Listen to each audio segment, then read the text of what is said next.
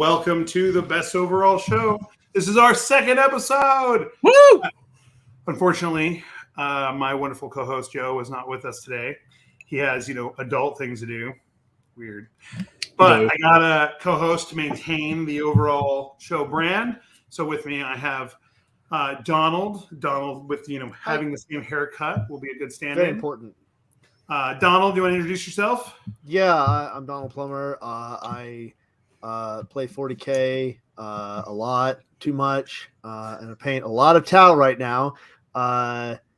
Yeah, that's about me. We'll see more of my towel later. I'm just kind of a towel guy right now.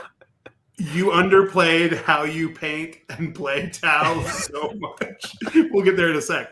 And with me is the Tech Priest Supreme of Forge World Hammer Pattern, Ryan Hamar himself. What's up, Ryan?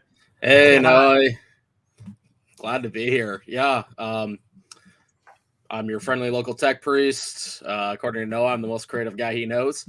I do list off your creative hobbies. Go ahead.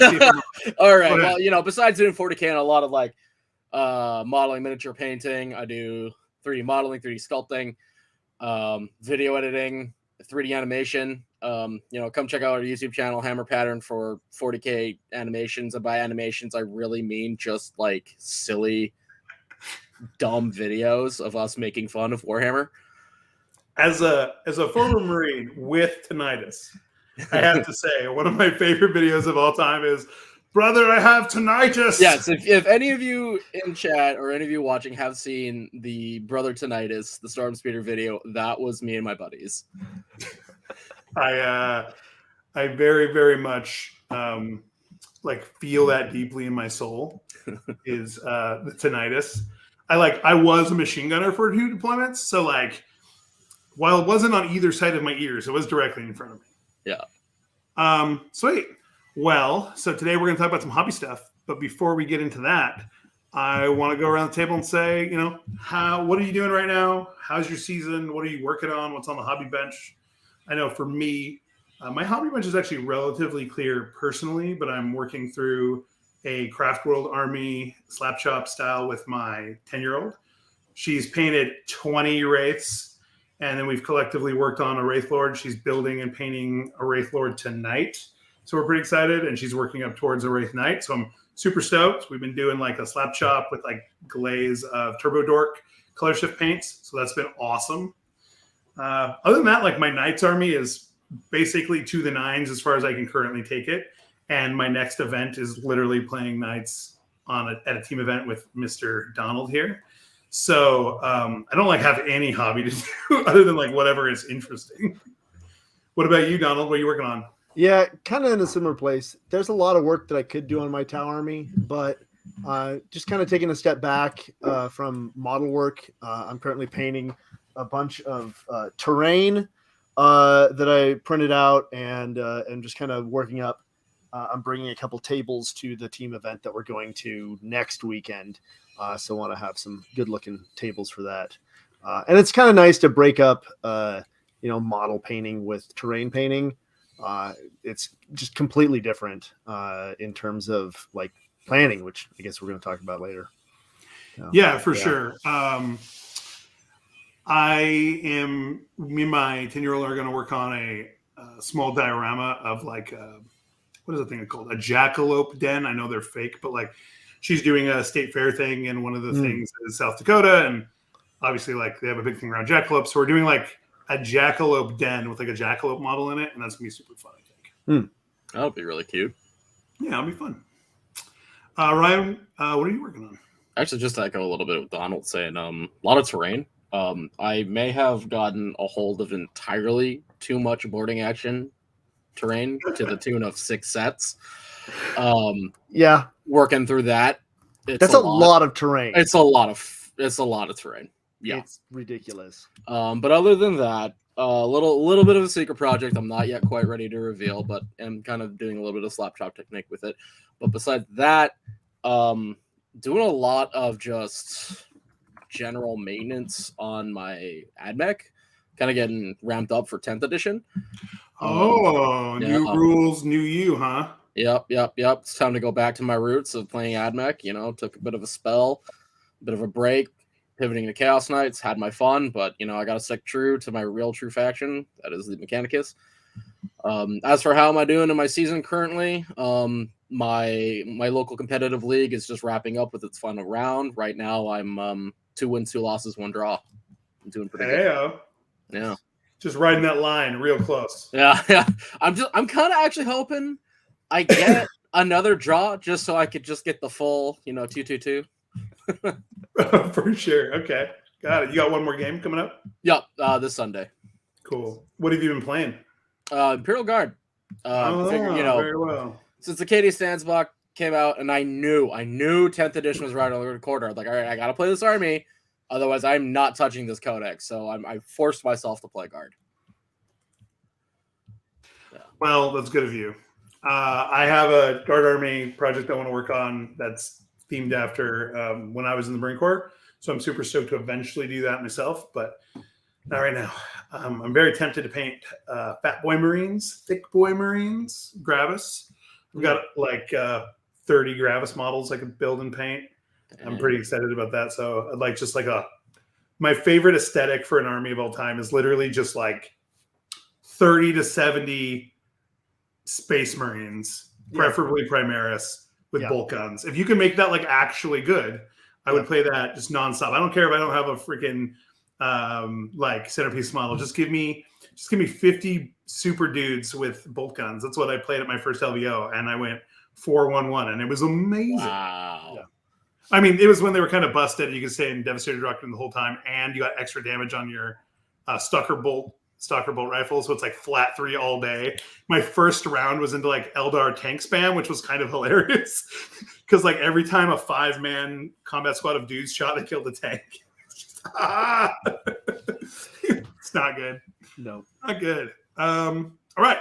So today, our subject, we're going to talk about planning and starting out on a hobby project. So one of the, probably one of the harder parts of this, like tabletop gaming in general, is like figuring out there's like the whole like knowing what you want to play stuff, but there's also like that whole thing of like once you settle on any number of factions that you think you could actually play, like buying, planning, building, not messing up, and finishing a hobby project to a point where you can put it on a table and like perform well in terms of hobby appearance, right? Mm-hmm. Obviously, like there's like the evolutionary steps of, hey, I got it to tabletop, got it here, I got it here.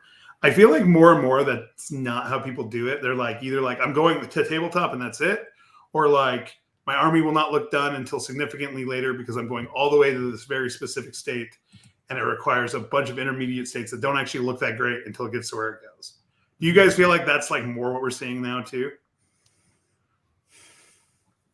Yeah, I think for me, I definitely have a like bar of quality for myself to put it on the table at an event. But if I'm just like playing with friends or a game at the shop, like if it's just base coated with the base color green for my salamanders or whatever, like that's fine too. Yeah. But definitely there's a level of quality that I try to get to just for myself. On all those models when I'm taking it to an event where that's an actual like category is painting. Yeah. What about you, Ryan? Pretty much the same thing. If I'm once I've decided on like, okay, what the list is going to be, I'm going to paint the whole thing to exactly my standard. And that's when I'm bringing to the event. Whenever I'm playing something a little bit more casual, like I'll bring out the models to, get practice games in while I'm still working on them. And they'll just throughout that time be in various states of completion. But, my opponents, my buddies, they know like, yeah, I'm still working on this. So and they typically enjoy seeing the progress of like, oh, hey, that's had more paint on it since last I saw it. Oh. Other than that, like whenever I'm gaming, I just kind of see it kind of across the board to see like, newer hobbyists that maybe they've just built their army, got some primer on there, and maybe like the most simplest of like spray color down all the way to like just base coat, and that's they're happy with, right? Or sometimes I got the awesome luxury of getting to play against just an equally as wonderfully painted army. That's the best feeling. Yeah. But yeah, really just across the board. Too many examples to really draw a conclusion of like what most I'm seeing.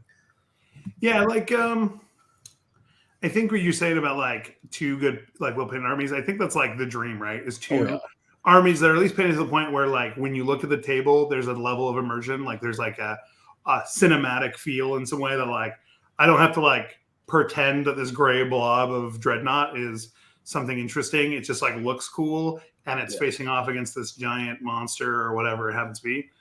Yeah, that can be a problem though at a tournament.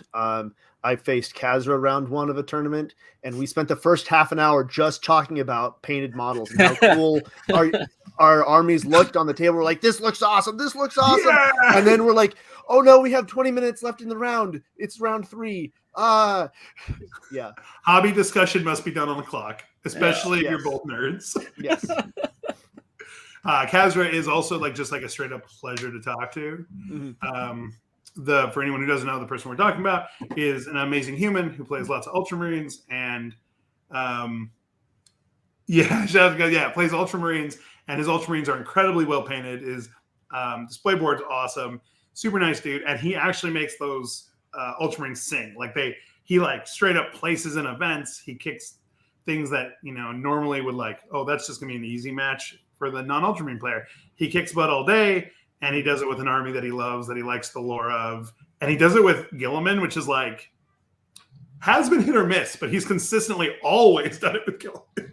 Yeah, Kazra absolutely goes incredibly hard. And I would say personifies what this show is trying to exemplify. Oh, yeah. No, he's the best. He's hopefully going to be on the next one. He is a best overall hero. Mm-hmm. I met him at the Seattle Open. We played each other. He did some secondaries. I gave him a little piece of advice. He's like, are you sure? I'm like, if you don't take it, and if you take it and it doesn't work out, I'll give you the minimum points. Like, trust me, man. Like, so he took behind enemy lines because of Gilliman. And he's like, I don't know. I'm like, trust me, because I was playing Tau. And he straight up like football ran like into my deployment zone with Gilliman and just like hung out there all game. Like Gilliman just like scored an easy 12 points by himself, just like standing in my deployment zone, being just like an absolute monster. And he's like, I never thought about playing it that way. And from that point on, he's just a terror, right? He's always doing it. So on that wonderful note, to the hobby project focus at hand. Mm-hmm. So eventually you get to this point where you have this wonderful, amazing project like Kazra, and you're in love with your army doing all those things, but you have to start somewhere. So I'm curious, like for the first step, what gets you started on a project? Like that first thought before you've decided to paint a specific army. Like, is it like a bug to just do something? Is it like, I got interested in a specific army and now I'm trying to figure out what I want them to look like? Like, where does that spark of inspiration start for you two? So I have a really stupid reason for all of this is that I started back in 40K with Salamanders at the end of 8th.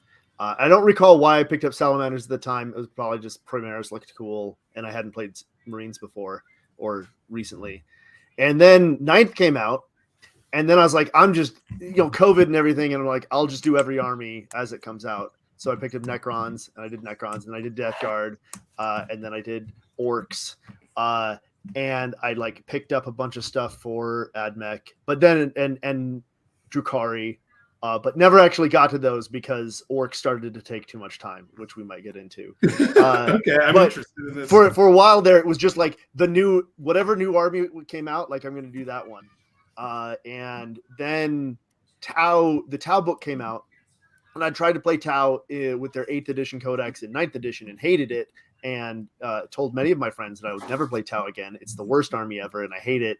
And maybe I should just burn all my models. Edition was this? What's that? What edition was this? This was 9th edition, but with the 8th edition codex. Right? Right. It was awful, and I hated playing it, and it just nothing. And then the new book came out. I was like, I'm now Tau Donald, and this is all I do now. So because I started Tau back when I started playing in like 2006. And so I got all those models out and just started repainting them and haven't really stopped since then. I just love mechs, apparently. So would you say that like part of it for you is like the gameplay element has to be there? Absolutely. To start you on a project? Yeah, to continue me on the project. I might start a project and then play the army a bit and then find out that it's not me. But yeah, the gameplay aspect has to be there. Yeah. So you can like get yourself to do like 1 or 2 models to a high degree, but for you to continue going forward. And so to start those like first 1 or 2 models, is it an aesthetic thing? Is it just like I saw the model and I think I'm interested?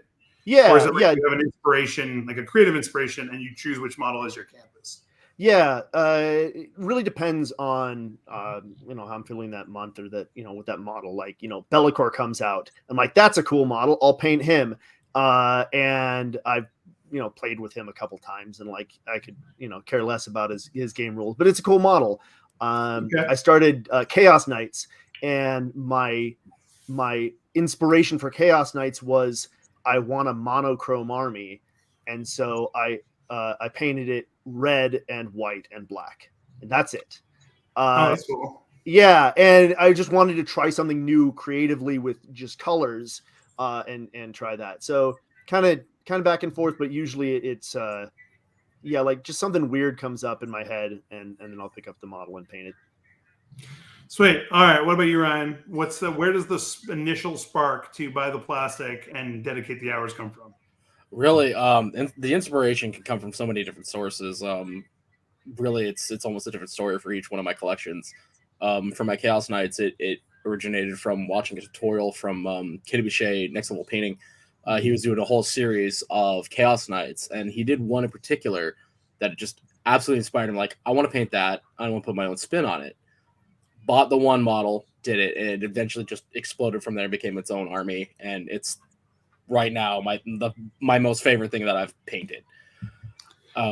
As for like my Black Templar, like I got into 40K at 3rd edition. I've always just had a love and passion for the Black Templar because of that starter set. Mechanicus again was just a cool thing when I was a young budding hobbyist. I thought the Mechanicus were cool and underrepresented, and the moment they got their models, I just like, all right, I went all in because I thought they were the coolest concept, and all the cyborg bits. So really, it can kind of come from anywhere, and you just kind of have to let it. Mm-hmm. So do you think that's like, I mean, you're a person who is creative both in your professional life and in your just your life in general. Yeah. So is it like for you, is it like you have an interest or something is interesting to you, and the native way for you to express that you like something is to hobby something about it, is to create something? Like, oh, I really like this box of cereal. I'm doing a Captain Crunch Orcs army now. Let's go. Yeah, exactly. Like, I mean, it's like that saying is like the highest form of flattery is imitation. So like, I'll latch on to a color scheme, a concept, and anything, an aesthetic, and just absolutely explore it to the full gamut as far as I can take it, right? Even going as far as looking into other pieces of media, seeing if I can remix it into something that's a little bit more unique or something just what I want it to be. For sure. I kind of lost my train of thought. Oh yeah, I put up your beautiful nights. Thank you. So if you're catching this on podcast, I'm so sorry. But if you're watching this live or on YouTube, beautiful Night Army, painted by Ryan. It's got the black flames on the yellow background. Really, just like they go fast. It feels like it's a race car. Okay, so Ryan, you talked about that. Like for you, it's just like naturally part of your expression. Yep. And then for you, Donald, you talked about that like it's just something that like you get a feeling to do a thing, and then if it's also there, if it's also fun to play, you continue on with it, right? Yeah. So real quick, I want to show one of Donald's so that I'm not being overly favorable. My photos here. There we go. We'll go to some more here in a minute. All right. Yeah. So, right, Nolan, you talked about that, like flat green of your salamanders. Yeah. So salamanders are cool. I wanted to point out, we were talking, kind of want to talk about planning a bit. And for salamanders, like I said, I don't remember why salamanders. It was probably because I thought they were the nice guys, right? I started off the project by painting, I think, 5 different Marines with different shades of green, trying to figure out which green to use to paint the army. All right, to get let me to put the that right pin green. in it. We're going to get there one second. We're going to get there? Okay. Okay. Well, I'm going to pull that down for a second, and we'll get there because that's actually the next thing we're going to talk about. Okay. Sorry. I want to share mine. Yes. Oh, yes. Let's hear about you. So we've got like 2 different like approaches, right? So we've got like I just felt like doing it, and then the gameplay has to be there. And then we have more like, oh, I sneezed today, and therefore I felt the need to create, and it took me away for 6 months of project work. And that's for you, right? And for me, I think it's kind of like in a middle. Like I make a plan, so like my painting is almost always about wanting to improve. So when I started this, I had really no experience painting or hobbying or doing anything like that. I wasn't really creative in that way. Mm-hmm. And my first Crimson Fist, very flat colored. I started with enamel paints. That was terrible. But as I got back in like 2017 or so, I started like really wanting to improve. So I would use an army as a specific reason to try to do something I haven't done. And most of my hobby projects are literally like Noah teaching himself a class on trying to do a thing. So I saw other people, like I get inspired by other people. So I saw like muzzle burn that Ryan did. And I've seen like, OSL that JT and you, Donald, have done. And so on those things like, oh, I really want to do that, but I don't know how to do that. I figure out an army that seems interesting, that I aesthetically like. And then I figure out what that aesthetic is going to be. Like if I'm going to do it traditional or if I want to do something weird. And then I base that off of the technique that I want to learn. Right. So for Mad Mech, it was OSL and muzzle burn. And so basically almost every single one of my models in my entire Odd Mech army has muzzle burn and OSL, or at least one of those things. Or for my Custodes, it was freehand and glazing metallics. And so I ended up with a rose gold Custodes army and a bunch of freehand on my capes. And for my Death Guard army, it was like water effects and slime and what's that called? Fluorescent colors, right? And so far, that's like literally still the thing. Like, I feel like it's not so much artistic inspiration as it is like, I want to do a thing. I painted a Tau army that was all dinosaurs. And that was literally like, I wanted to learn some 3D modeling stuff from Ryan. And I wanted to do a bunch of very complex kit bashes that I hadn't done before. And I wanted to do something in very like heavy, like primary colors. And I was like, cool, 1980s Dino Riders, Mario Shell style drone, Tau, let's go. And that's for me. I think it's like all very progress based. Like I won't feel the need to do a hobby project if I'm not going to be improving my skill set somehow by doing it, which I think is weird, but it's definitely worked out for me. All right, so next step, like, okay, so we're like, all right, I have an inspiration for a project, right? So you have this general idea of a project you want to do. For you, Donald, I think you were talking about salamanders, so we'll go back to salamanders. So you have this general idea like, I want to paint Marines. Which Marines are interesting to me? Oh, the green ones. Okay, so I want to paint them green. Okay, so walk us through what you were talking about before, and I'll add this back to the stream. Yeah, so I had, like half a dozen or more green paints, trying to figure out what color of green. And it was definitely learning experience, and I'm still constantly learning about, how does the paint look after you actually paint with it and then highlight it and actually have it on a model.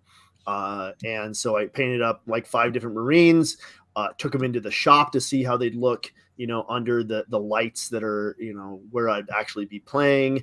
and showed them to different people, and some people were like, oh, that looks like a Dark Angel. I'm like, well, I don't want that.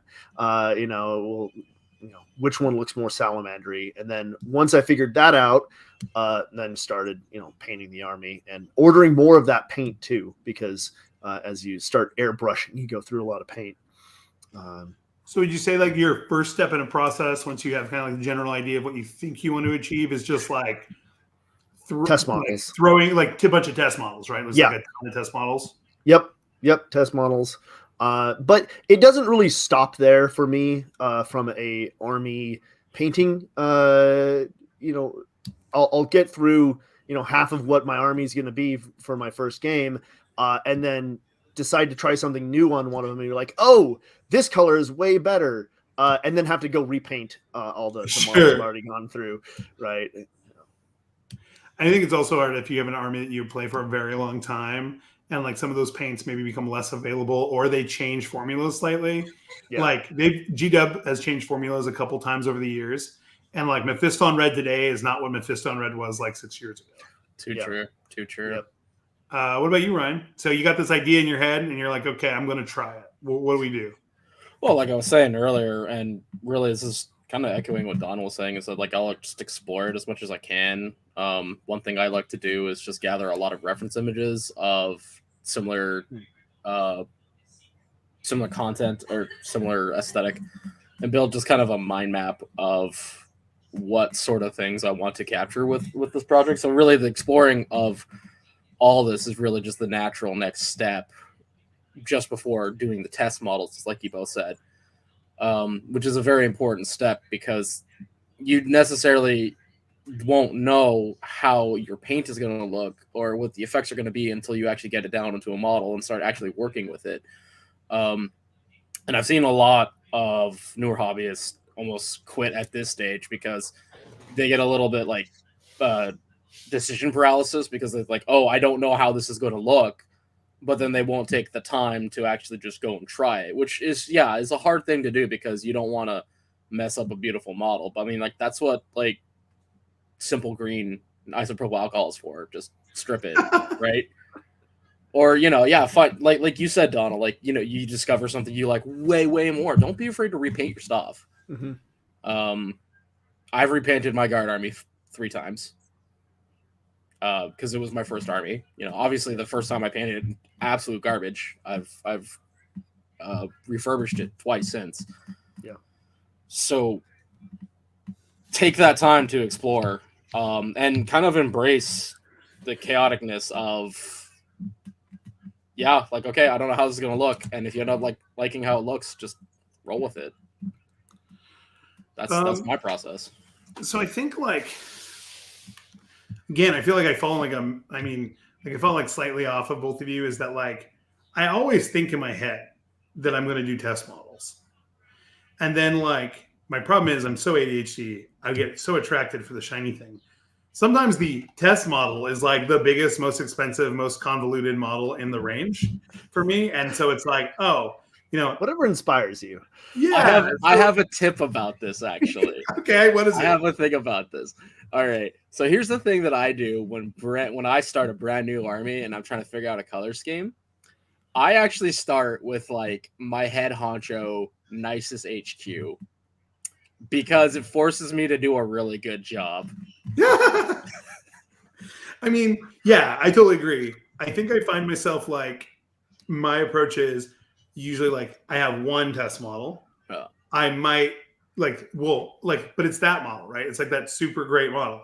Now, I usually paint, at this point, I don't as much anymore, but now I paint more in assemblies, right? Especially if it's a very big, like knights, I'll paint the armor plates basically entirely separate from the skeleton. But what I'll do is I'll like do the first layer super light, and I'll make sure I use paints that I very much know that I can like remove very easily.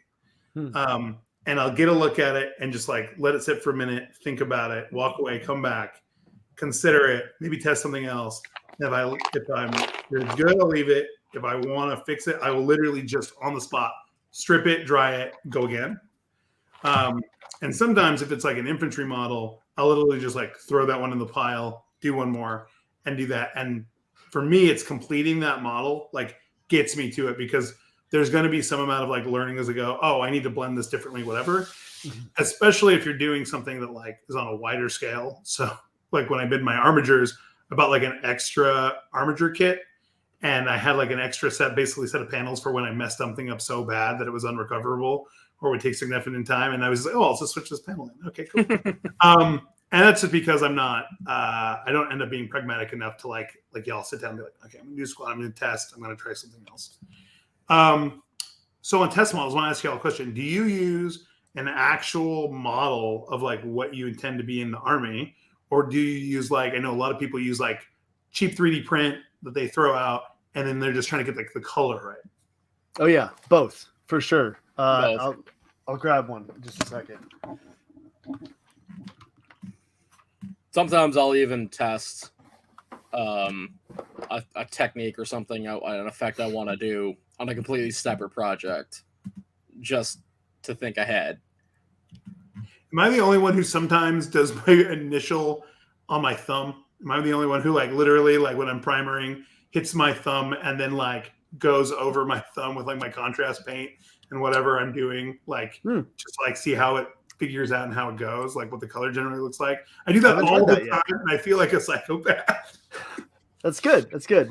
So then we can get this guy up here. This is a little man. Oh my god, that's adorable. Space Marine. If it's gonna little man. But yeah. So in painting my Farsight, the new Farsight, I wanted to paint him red. I needed to figure out what other colors to go with it, and then how to shade it, because just a lot of like blue shading with the red. And I had that guy. I actually printed up a whole bunch of these little chibi Space Marines to test Turbo Dorks on.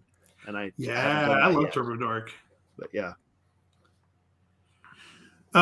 Okay, cool. Yeah, I think that's helpful. I think for especially for the early hobbyists, like you can almost test model on almost anything. You just hit it with some primer. Yeah, but do it on a model. Don't do it on a spoon. I don't think that works. Plastic spoon, like the plastic spoons. No, the plastic they're made with and like the coatings and stuff doesn't adhere to the paint correctly. You also got to do something with texture. Yeah, like I had a friend who would do his on like he'd go like pick up like a thing of little figurines or action figures from like Value Village. He just hit them with the primer and do that at like a bunch of tests, because there's also usually a large test area, so you can like do a bunch of different things and kind of figure it out. But yeah, I think on something with texture, on something that's made of at least some like similar type of plastic. I like to use like actual models, just because the details are closer to what you're actually going to be painting on, and the size of the details is correct. I think that ends up really, especially for a lot of the painting that I do has a lot of edge highlights, and figuring that out early is something that is important for the painting that I do. Cool. Yeah, absolutely. So we're coming up with our, we have our general moment of inspiration. The thing that like kind of drives us towards, so it's really like for a lot of it's some type of goal, right? Either Ryan's goal is just pure expression, or Donald's goal is like, hey, I'm interested, but now my goal is to create something that I can play with and enjoy long term. Mm-hmm. And my goal is usually like, I want to get better at something, and hopefully maybe that results in something I want to play later. And if not, it'll sit on the shelf until someone else wants to play it. So I want to like, we talked about color scheme, but I do want to diverge. Like, so there's sometimes where some of the coolest projects you see are kit bash projects. There are also some really like well executed non-kit bash projects that are like just as good.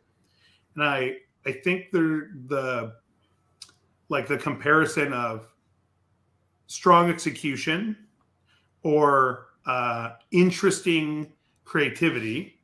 If you get both, that's great. But not everyone is like the master skill set in all of the things.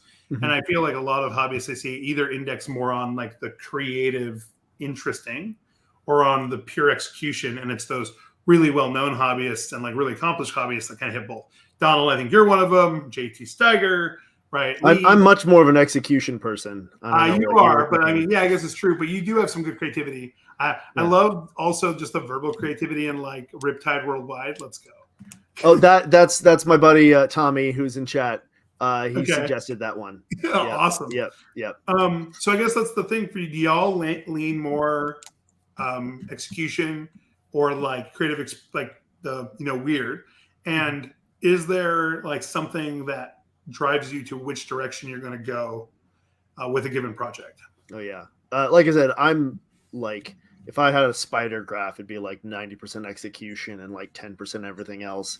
Okay. And I try to focus on everything else a lot once I get the execution down. So for instance, with my Tau, I painted up a bunch of the crisis suits or the riptides as they came out of the box, with very little extra posing to them. And then once I kind of felt good about that, then I went towards okay, how can I make this look cooler? And as you were talking about earlier, Ryan, about like finding inspiration online and like a mood board, I found, other kit bashes that other people have done and been like, I want to do that. Yeah. Just exactly that. I'm going to try to do as much as this as I can. And that's how I get like my favorite model in my army is my Riptide, who's got 4 arms. And oh, cool. Yeah, like it just picking stuff up from online and then executing on that. So it's so for you, the weird is a seasoning added in some limited manner throughout the army as it like piques your interest.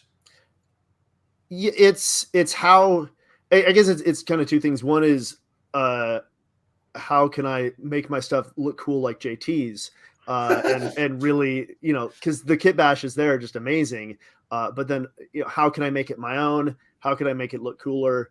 How can I make each model different? Like especially when you've got like multiple Riptides in your army, you want each one of them to have its own personality and more than just the pose of the model. Yeah, well, beside the person who has 3 identical units and every single one is posed the exact same way. Yeah. So I guess this is an older picture of it.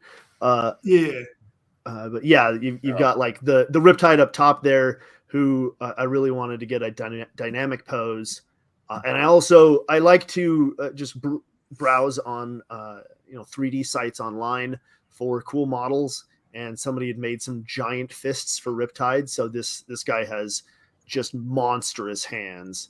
It's awesome. Which yeah. So for this is execution, right? Like the colors are so clean, the fades are good, there's vibrancy, like it's very, visually attractive, color balanced, like the execution is there. And it reminds me, like, if you look at some of the, I think, the pretty well-known hobbyists or people who either perform well on Hobby Track, it reminds me of like Kenny Boucher, and it reminds me of Jacob Thayer, right? Mm-hmm. Both people who are like pretty notorious for doing very clean, very crisp, good transitions, blends, bright colors, vibrancy. You've seen Kenny Boucher's Death Guard Army, or you've seen Jacob Thayer's Orcs. Like the execution is so there. Obviously, that's Orcs definitely always kit bashed, but I would say that Jacobs are maybe a little on the lesser kit bashed side, but they are amazing. But it's very like that execution style. It definitely what I was shooting for with the army when I was trying to figure out, okay, how am I going to paint my army? I was really thinking about how do I want this to pop on the table, how I want it to look really good, and how, with previous armies, I'd thought more about, okay, how can I paint a 2,000 point army, relatively quickly. With my Tau army, I was like, okay, whatever I'm going to do here, I want it to look really good. I don't really care how much time it'll take. What looks the best to me, and that ended up being this really vibrant color. Unfortunately, not something that's directly from the codex. But looking at the codex ones is like white would pop, but that's kind of difficult, and I don't want it to look that's just maybe too hard for me. And then the reds were just like too muted, so I had to pick something that was just really vibrant and kind of a what's that, cyberpunk sort of neon theme, a little bit of that. So what about you, Ryan? For you, is it more into just like creative indiscriminately, sometimes it's a kit bash, sometimes it's not, or is it, do you have something you lean towards? Oh man, I don't really know how to answer that question. I feel like that's what I expected from you, because I feel like you're just like you haven't met a hobby challenge you didn't like. I feel like if I just like locked you in a room with infinite amount of hobby supplies, you'd never complain. Yeah, like I've experienced it both ways. Of like, sorry, what'd you say? I totally interrupted. You literally just waste away at the hobby desk. You wouldn't stop to think about food. No. I just you'd find me dead, clippers in hand. I've experienced it both ways, where like I just wanted to do something purely based off of the expression of like the aesthetic, how I wanted it, and then there's other times where I've seen kit batches someone else has done, and I'm like, okay, yeah, I'm just copying this 1-to-1 because I just love it. I love it so much, and I'll just do everything in my power to deconstruct it and just copy from the execution of how they went about it, or at least try to reverse engineer it. Sure. So I don't really have a preference. It's just what takes my fancy. Okay.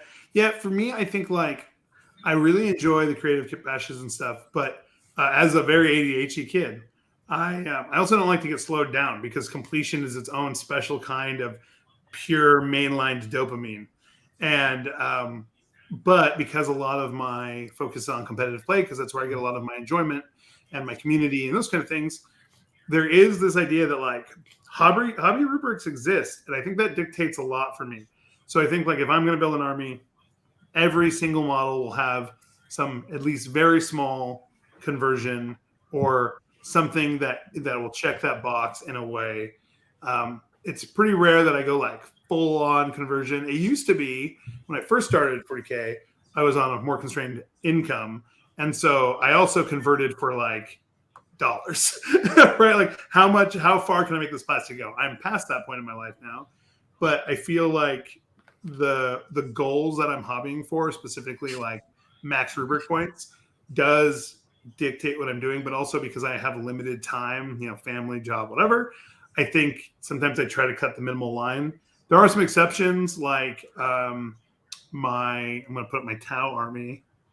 My Tau army is an exception because it's literally like 2 to 3 kits per unit, and it's like a ton of clipping, cutting, molding, green stuffing, whatever. And so if it's like, there's like my devilfish or the giant turtles with a ton of stuff on their back. I've got Riptide plus Dinosaur Rider for my, or not Riptide, Christ Suit plus Dinosaur Rider for my stuff.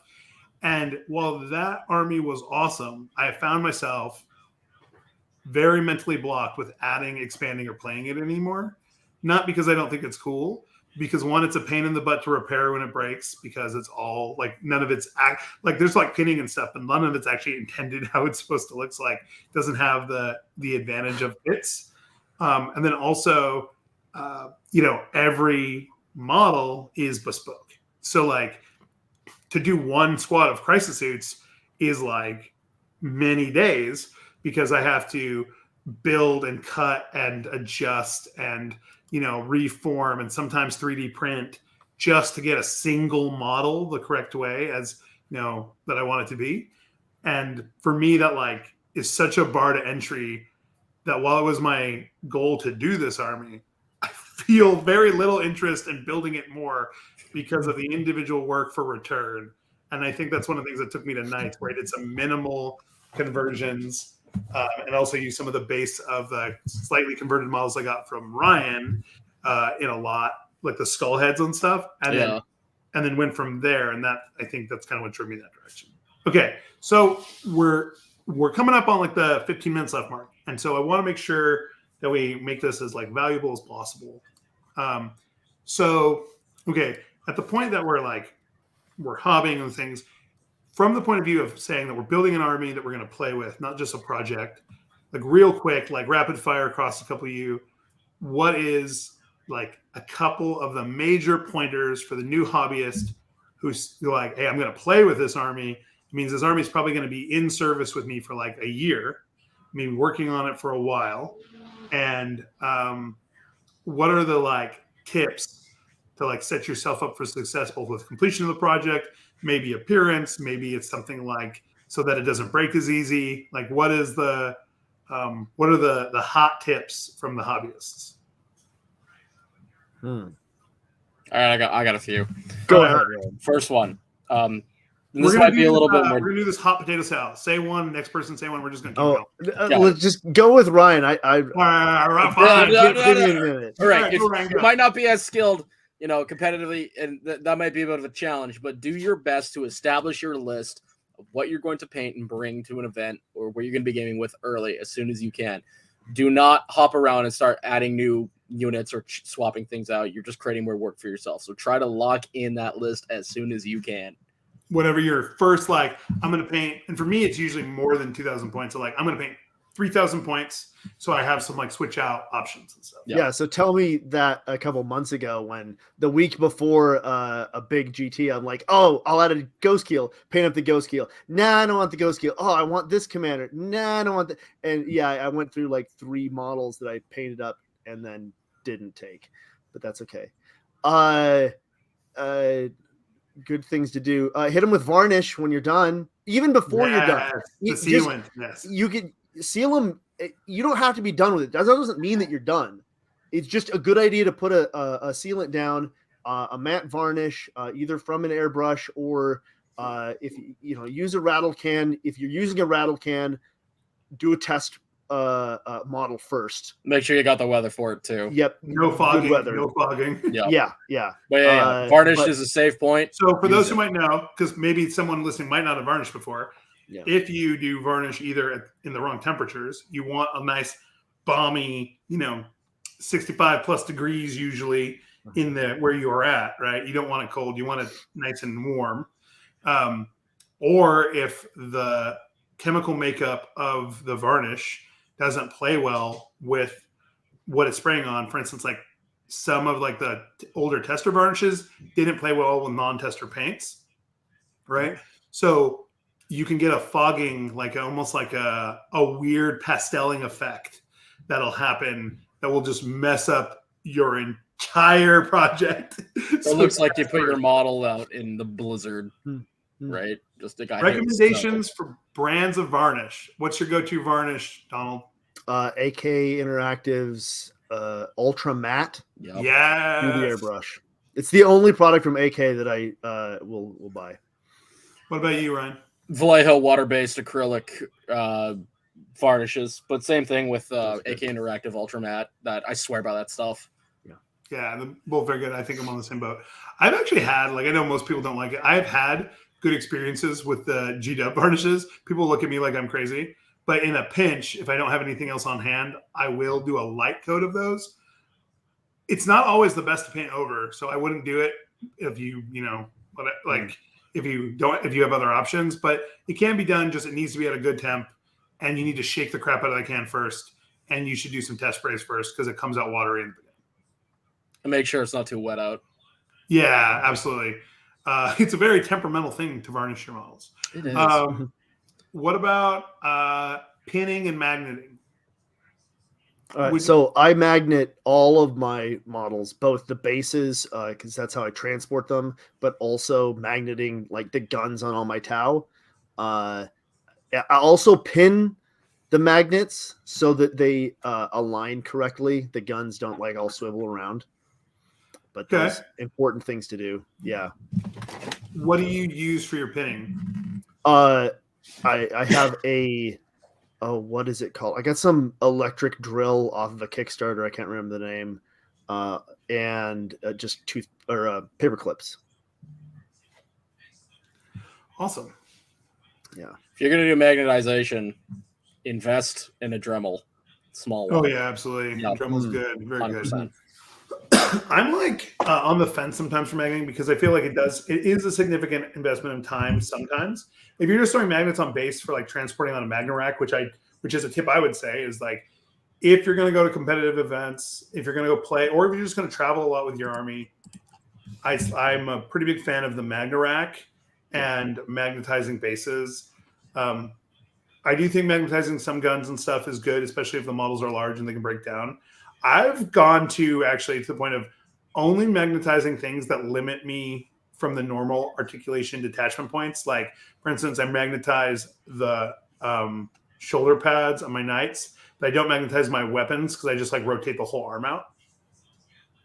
But I think the takeaway here is modular will help you save hobby time down the road. Will also help you with transportation. And I think it also actually helps you avoid breaks, because a lot of time if tension's been an area, it just the magnet gives first, the magnet connection gives first rather than putting additional tension on the model. Especially like I've had a magnetized model drop on the floor, pop into a million pieces that were all magnetized and have no breaks. And that felt pretty nice. Yep. I got another one that we didn't really touch on, which is basing. And I just wanted to point out that I think it's important to think about basing when you're planning your army. And from a hobby perspective, even if you're not, you're not painting it up to, the tip top, display standard, having a reasonable base, on there where you put down some texture paste, you glued on some, tufts on there that it contrasts well, or the other kind of the not contrast. What's the not contrast? Is nice. Looks good with your army, right? Sure. Is really important to sell your whole army on the tabletop. It makes it really pop, I think. Absolutely. I 100% agree. The idea of like a complete feel, I think, is important. So that makes me want to talk about real quick, because so we're working through our project. We've made sure to do a couple things like doing regular varnishes at different major steps, especially if we're going to go to an event. We're adding some magnets. We've done some pinning. We followed a plan that we set out, hey, these are the models I'm going to do. Locked in the list, didn't deviate, so that we actually completed our project. All these things we've talked about. But there's a couple things I think we should talk about. One is like color selection and balance, I think, is important. A lot of people don't have education like color theory, but there are a lot of really cool YouTubers out there who have talked about it. So I'd say take some time, like go read a wiki article or watch a video on the color wheel. And the next thing is JT Steiger, who I love and adore, is one of the best humans on the planet, sat me down one time when I was doing models, and he's like, look, your model, while it looks good, is not drawing the eye. And the reason why is you have to create like a pattern or something that draws in the eye, whether it's a variation in tones and colors that causes a person to say, oh, that's interesting, I'm going to look at that, or it's like an alignment of different elements. And so he talked about these like 3-point technique, which I'm sure someone who is classically trained in art knows better than I do. The idea of having 3 significant points of interest that when you look at the model, all 3 are kind of visible at any given angle or part, so that you kind of like triangulate the entire appearance, and it makes it feel like an entire picture that all your focus is on that one model rather than blowing out, because you're giving your attention to all 3 points of this interest. This could be like a glowing weapon, a gem on a hand, and like a significant highlight on the foot. It could be whatever. Face. What? Or the model's face. That is almost like model's 100% face for sure. Always what you want to go for is model's face. Oh, Colin says, turn your names on. Turn my names on. I'll go ahead and get right on that. How that? My name is not Miniac, by the way. It's my t-shirt. You go check out his channel for color theory stuff. Yeah, Miniac is great for that. Yeah. So, all right. We talked about the color balance, like the 3 points of interest, very important. The color theory stuff, it's like millions of videos on it, but definitely take a look at it. We could almost do a whole separate episode. Absolutely. Principles. I mean, I would have that. Donald's actively trolling Colin. Excellent. Okay.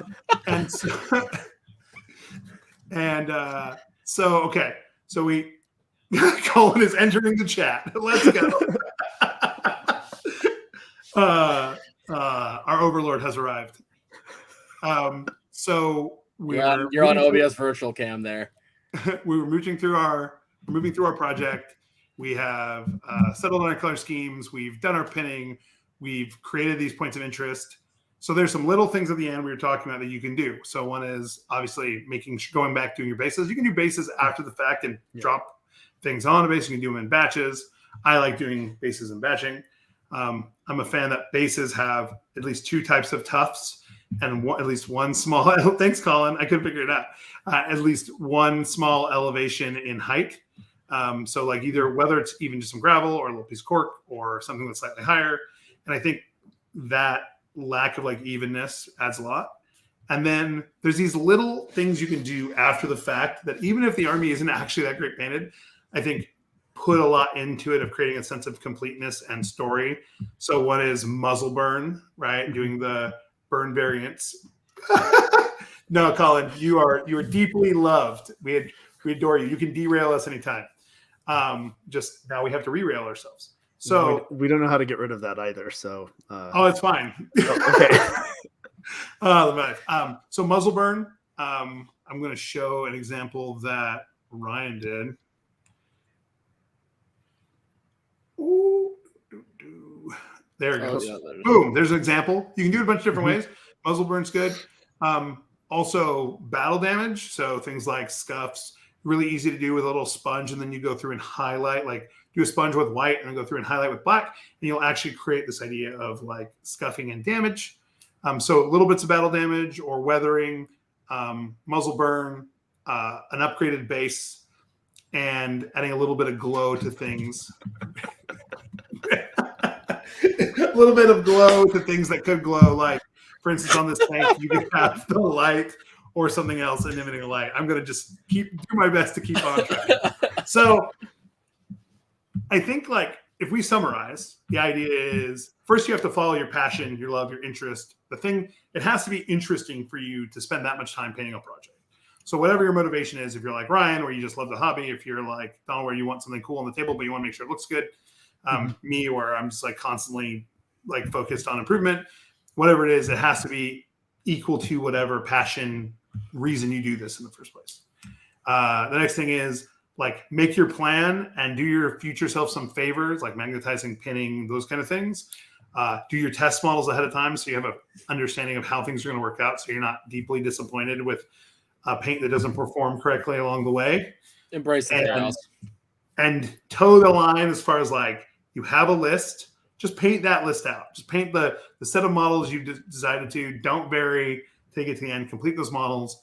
And even if those aren't the optimal play models, it's at least a good starting point, right? Of like where you go from there. And then kind of finally, like with a project, I mean, display board obviously too, but we could do a whole thing on display boards, which we eventually will. Going back and doing those completion components that like make the model or army seem alive, right? Decals, which again, I feel like you could do a whole video on decals. Decals, freehand, muzzle burn, little bits of glow, things to tie it all together, upgraded base. And I think even if you're not the best hobbyist, following those steps, giving yourself a little prep and plan, finishing it all the way to the end, and adding some completion details at the end, you'll find at least something that you're happy to put on the table and that you enjoy playing with. And it should kind of add to your enrichment of the game. All right, Ryan, Donald, closing thoughts on a hobby project. Yeah, absolutely. And just a little bit extra bit of encouragement. Like, while everything we just outlined today in this episode might seem a bit overwhelming to someone who's new, I want to offer this bit of encouragement when it comes to painting a whole army. If you can paint one model, you paint a unit. You paint multiple units, then you've got an army. If you can dodge a wrench, you can dodge a ball. And Colin, I disagree. I think that decals, so Colin put up decals are for losers, freehanders for winners. But I feel like it's whatever gets you across the line to the army project that you like, that you're happy with. Yeah. Colin's gonna come on and slap me. All right, Donald, closing thoughts. No. Closing thoughts, Donald. Hurry before he comes. No, I don't got any. Oh no, I gotta go. Don't forget. Don't feel bad if you get part of the way through a project and you decide it's not for you. That's what happened to me with orcs. I got like halfway through my army with orcs and I was like, this is just too much. I can't do this. It was like they were fun on the table, but I just could not paint them to how I wanted to paint them. So don't feel bad if you want to just put that down and switch projects. That's fine too. Dude, that was me. And like every time I try to get an Age of Sigmar, I'd sit down, start to the hobby, and I'm like, it just suddenly something clicked. I'm like, I don't want to do this anymore, and then I just sold it. So happened like 3 times. I heavily agree with both of you. I also think leaning into techniques that you feel like you can do a lot and that you are comfortable doing. Mm-hmm. So if you're like, for instance, I'm working on a project with my 10-year-old. We did slap chop and a bunch of glazes and dry brushes. She didn't have to paint any specific small details. Yeah. That's what she's ready for. And she really enjoyed it. If I would have said, hey, paint all these tiny little faces, she would have looked at me and she would have gone and watched TV. You know what I'm saying? So you got to lean into things that are going to bring you enjoyment that you feel like you can do, and that you're okay with doing a bunch. Because if you paint a whole army or you paint multiple armies worth, you're going to do it a million times. Yeah. All right. Well, thank you, gentlemen. Thank you, everybody who spent some time listening to our wonderful tones. And thank you, Colin, our mysterious ghost in the shell being in the background. I can actually haunt you more realistically now if you'd like. Oh no. Please don't. What's fantastic is I tried to join in earlier because I thought I would explain my distractions. And what's great is I couldn't figure out why it wasn't working. It took me all of this time to find out that my microphone not plugged in. That was the problem. So yeah, I looked at the microphone, the lights weren't lit up, and I thought, see? So anyways, I did want to say, while my dog barks in the background, I did want to say before you guys wrap up that the pictures that you guys have been sharing are wonderful. And while a lot of the shows on the network are talking about competitive play and we use some pictures and things, this is a place where the pictures are worth 1,000 words. So if you guys are listening to this on the podcast feed, come find it on the YouTube and give it a look. If you've already heard it on the podcast, I suppose you could watch it at like 500% or something. I don't know. But check these guys out. They've got great pictures. And this episode has me heckling them in marquee banners on the screen. So it was all good fun. Yes, exactly. I thought you guys needed some silliness. So I brought some silliness to the party. Anyway, thanks for doing the show, guys. I'll see myself out. Thank you, Colin, for having us on. All right. Thanks, everybody. This was us. We're actually going to do another one next week and probably go back to every other week, but we'll be back with Joe next Thursday. And thank you so much. Have a good one. Thanks for having me. Yeah. Happy to be a part of this.